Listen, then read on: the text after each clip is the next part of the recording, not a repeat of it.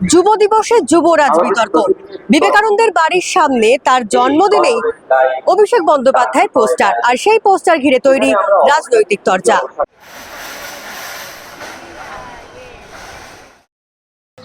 আমি যে আসল যুবরাজ, অন্য কেউ যুবরাজ নয়। আমি শুনেছি এখানকার প্রধান মহারাজ কাউন্সিলরদের ডেকে বলেছিলেন যে এখানে অন্য কারো ছবি লাগাবেন না। তারপরেও শুনি আমি জানি না এই প্রশ্ন বা কি করা দরকার, আর এই উত্তর বা কি দেওয়ার ওইভাবে দরকার। মানুষ এবং জনপ্রিয় যখন নেতৃত্ব থাকেন তাদেরকে বিভিন্ন চোখে তাদের ফলোয়ার্সরা দেখেন। এটাতে অপমান করার কোনো জায়গা তাদেরও নেই। এটা মানুষের ভালোবাসা, আশীর্বাদ, এবং তাই অভিষেক বন্দ্যোপাধ্যায়কে যুবরাজ হিসেবে দেখে। ফলো করুন আনন্দবাজার.com।